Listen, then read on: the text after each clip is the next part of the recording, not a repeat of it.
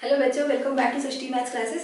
बेटा last video में हमने एक्सरसाइज 1.3 नाइन्थ क्लास की एनसीईआरटी बुक से क्वेश्चन नंबर्स 1, 2, 3 किए थे और आज मैं आपको क्वेश्चन 4 से एक्सप्लेन करना शुरू कर रही हूँ। तो क्वेश्चन 4 है, express 0.999 in the form P upon Q. Are you surprised by your answer with your teacher and classmates? Discuss why the answer makes sense. तो ये क्वेश्चन का थोड़ा पार्ट मैंने बोर्ड पे लिख कर रखा हुआ है। Express 0.999 in the form P upon Q। तो सबसे पहले अपने सामने टास्क है कि इस नंबर को 0.999 डैश डैश डैश इसको अपन रैशनल फॉर्म में कन्वर्ट करें। और ये किस तरह का नंबर है? ये एक non terminating and recurring decimal है ना। मैंने डेसिमल के काइंड्स पहले भी एक्सप्लेन किए हुए थे। तो एक तो होता है टर्मिनेटिंग डेसिमल और ये किस तरह का है? ये नॉन टर्मिनेटिंग है। लेकिन नॉन टर्मिनेटिंग में भी दो तरह के होते हैं, एक होता है रिकरिंग और एक होता है नॉन रिकरिंग। तो ये वाला डेसिमल एक्सपेंशन है नॉन टर्मिनेटिंग एंड रिकरिंग, और नॉन टर्मिनेटिंग रिकरिंग होने की वजह से ही इसको अपन P upon Q फॉर्म में कन्वर्ट कर सकते हैं। तो मैं इसे कन्वर्ट करके दिखा रही हूँ। जिस भी नंबर को हमें P upon Q में कन्वर्ट करना होता है उसे कुछ वेरिएबल फॉर्म में सपोज कर लेते हैं। Let x equals to 0.999 and so on, और इसे बार साइन में रिप्रेजेंट कर लेते हैं 0.9 बार। या बार साइन में फिलहाल अपन ना भी रिप्रेजेंट करें, हमको करना क्या होता है, इसमें दोनों साइड पे 10 मल्टीप्लाई करना होता है। चलिए मैं बार साइन में रिप्रेजेंट कर देती हूँ और हम अभी इसमें दोनों साइड पे 10 मल्टीप्लाई करेंगे। अब 10 क्यों मल्टीप्लाई कर रहे हैं, ये सारे रीजंस मैंने पिछले वीडियो में एक्सप्लेन किए हैं। रिपीटिंग ब्लॉक में बेटा जितने डिजिट्स होते हैं उतने जीरोस वाला एक्सपोनेंट ऑफ 10 हमको मल्टीप्लाई करना होता है। तो मैं यहाँ पर मल्टीप्लाई कर रही हूँ 10।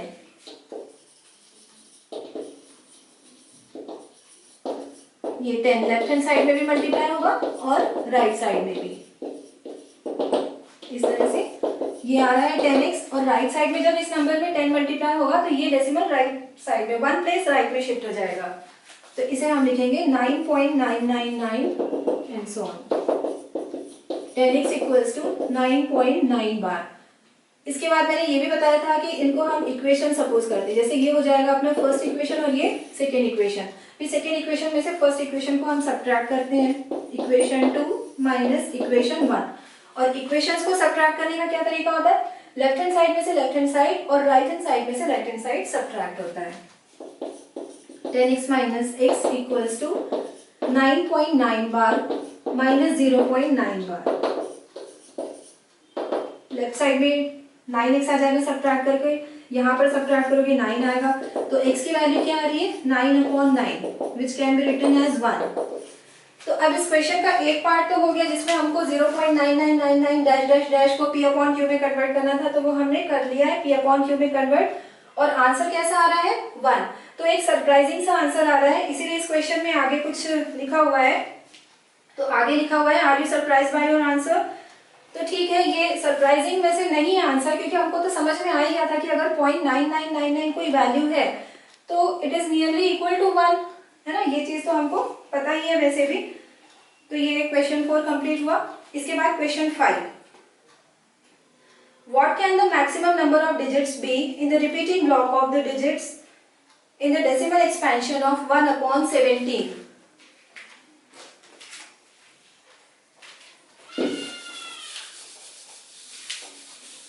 क्वेश्चन 5 में बोला जा रहा है 1/17 के रिपीटिंग ब्लॉक में कितने डिजिट्स होंगे।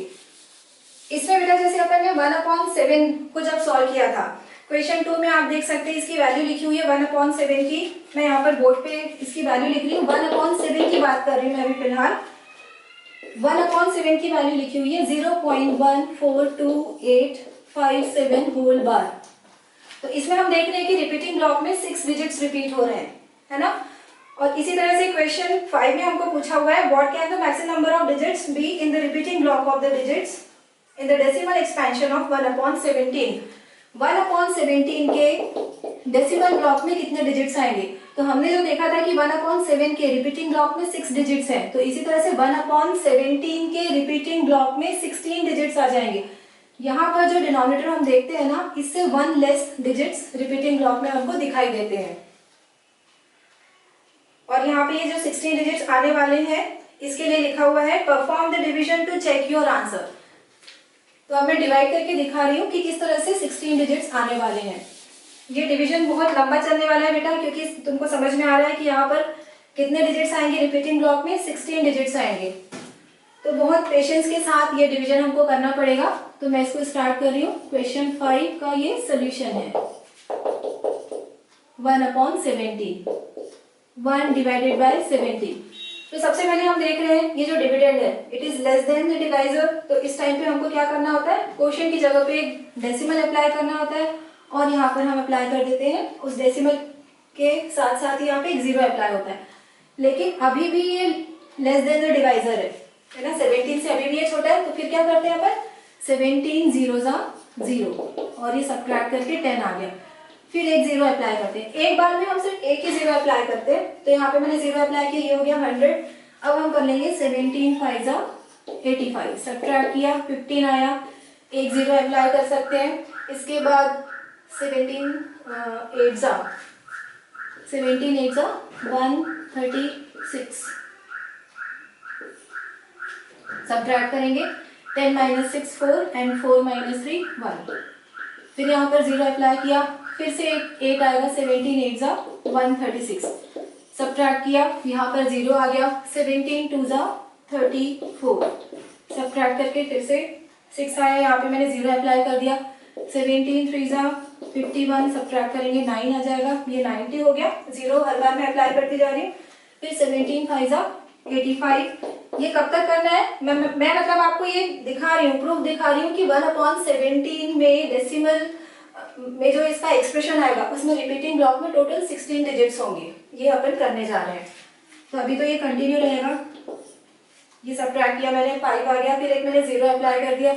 अब फिर क्या करना पड़ेगा, 17 3 51 हो जाता है। तो मैं कर रही हूँ 17 2 34, सब्ट्रैक्ट करके 16 आया था, फिर मैंने जीरो अप्लाई कर दिया, तो ये हो गया 160। अब 17 का टेबल बोलना पड़ेगा, 17 7 119, 17 8 136, 17 9 153। तो यहाँ पे 9 में आ रहा है 153। वापिस से सब्ट्रैक्ट करेंगे, ये आ गया 7। अब यहाँ पर मुझे ऊपर कंटिन्यू करना पड़ेगा, तो मैं यहाँ पर ऐसे अपॉन का साइन बना रही हूँ, मतलब ये लाइन ड्रॉ करी, यहाँ पर मैंने 70 लिख दिया। फिर से 17 4 68, सब्ट्रैक्ट किया, जीरो आ गया, 17 1 17, सब्ट्रैक्ट करा 3 आ गया, फिर से 17 1 ही करना पड़ेगा, और फिर ये आ गया 13, फिर यहाँ पे जीरो अप्लाई किया, 130 आया। अब कितने टाइम्स जाएगा ये, 17 7 119, माइनस करेंगे 1 1, यहाँ पे जीरो, 17 5 85, फिर सब्ट्रैक्ट किया 5 एंड 17 5 नहीं, यहाँ पर 17 6 हो जाएगा, 17 6 102, और सब्ट्रैक्ट किया 8 आ गया, फिर जीरो अप्लाई किया, 17 4 68, माइनस करोगे 2 एंड 1, फिर क्या आएगा 17 7 119। तो ये मुझे कब तक कंटिन्यू करना था, मैंने इसको स्टार्ट किया था 1 से, क्योंकि 1 लेस देन 17 था, तो मैंने डेसिमल अप्लाई करके जीरो लिख दिया था, और ये डिवीजन करते करते करते वापस रिमाइंडर 1 आ गया। तो रिमाइंडर 1 आ गया, इसका ये मतलब है कि ये सारे डिजिट्स फिर से रिपीट होने वाले हैं, तो आगे हम डिवीजन नहीं करेंगे, इसको यहीं पर स्टॉप कर देंगे। और मैंने ये बताया था बेटा कि 1/17 में डेसिमल के रिपीटिंग ब्लॉक में 16 डिजिट्स होंगे। तो मैं यहाँ पर काउंट करके चेक करती हूँ कि 16 डिजिट्स है या नहीं है। 1 2 3 4 5 6 7 8 9 10 11 12 13 14 15 16, तो ये पूरे 16 डिजिट्स आ गए।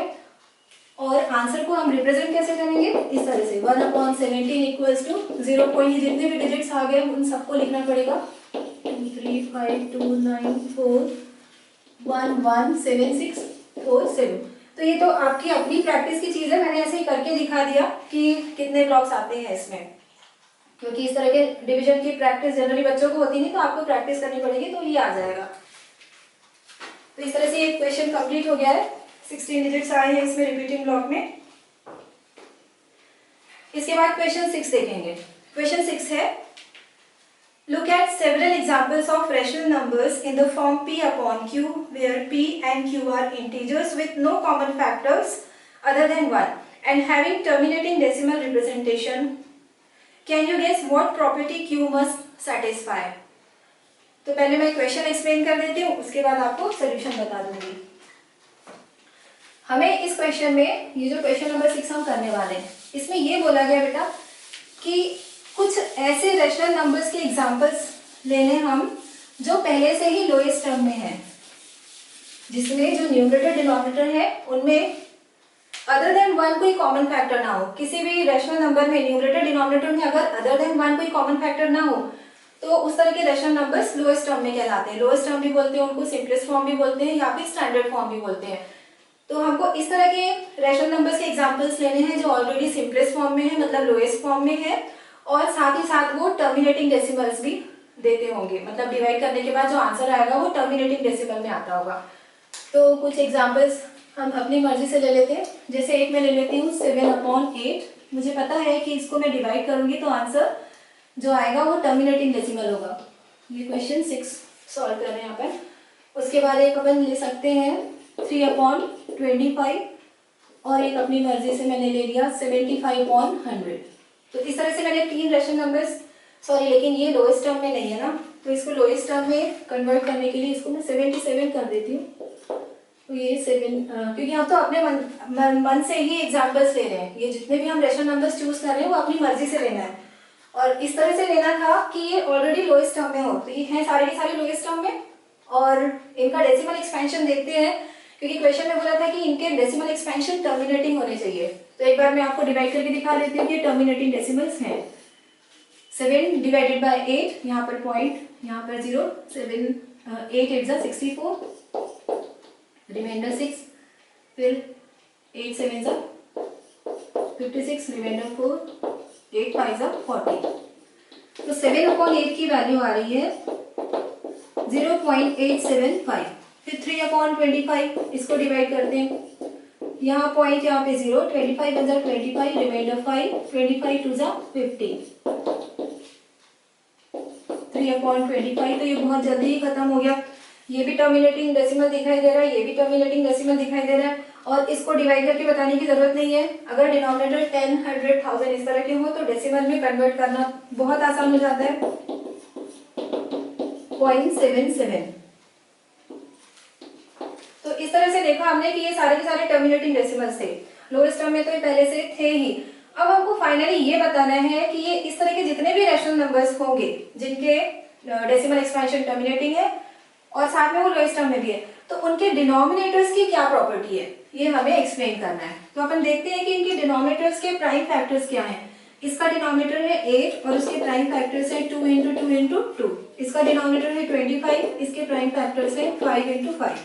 यहाँ पर डिनोमिनेटर है 100, इसका आप प्राइम फैक्टराइजेशन करके देखना, तो इसमें मिलेगा हमको 2 × 2 × 5 × 5। जिनकी प्रैक्टिस है वो बच्चे डायरेक्ट लिख सकते हैं, जिनकी प्रैक्टिस नहीं है वो इस तरह से, ये जो अपन प्राइम फैक्टराइजेशन करते हैं इस तरह से फाइंड कर लेंगे। तो सारे डिनोमिनेटर्स का प्राइम फैक्टराइजेशन करने के बाद हमको क्या दिखाई दे रहा है, यहाँ पे हमने देखा 8 is a multiple of 2 only, 25 is a multiple of 5 only, मतलब यहाँ पे सिर्फ 2 2 2 आ रहा है, यहाँ पे सिर्फ 5 5 आ रहे हैं, और 100 में क्या देख रहे हैं हम कि यहाँ पे 2 2 एंड 5 5 दोनों के दोनों आ गए। तो इससे ये पता चलता है बेटा कि अगर कोई रैशनल नंबर का डेसिमल एक्सपेंशन टर्मिनेटिंग फॉर्म में है तो इसका डिनोमिनेटर या तो सिर्फ मल्टीपल ऑफ 2 होगा, या फिर सिर्फ मल्टीपल ऑफ 5 होगा, या फिर 2 एंड 5 दोनों का मल्टीपल होगा, लेकिन इसके अलावा कोई भी थर्ड नंबर एंटर नहीं करेगा एज ए फैक्टर डिनोमिनेटर में। ठीक है, तो हमको डिनोमिनेटर जो Q की प्रॉपर्टी पूछी हुई इस क्वेश्चन में, the denominator should be of the form 2m × 5m, means there should be only 2 numbers 2 and 5 in the denominator, तभी उनके डेसिमल एक्सपेंशंस टर्मिनेटिव होंगे। तो इस तरह से क्वेश्चन नंबर 6 भी आज कंप्लीट हो गया है। तो आज के वीडियो में बस ये 3 क्वेश्चंस मैं एक्सप्लेन कर रही हूँ। अगले वीडियो में 7 8 9 मतलब ये जो एक्सरसाइज 1.3 ये पूरी कंप्लीट हो जाएगी। और अगर मेरी टीचिंग पसंद आ रही हो तो वीडियो को लाइक करें, अपने दोस्तों के साथ शेयर करें और चैनल को सब्सक्राइब करें। Thank you.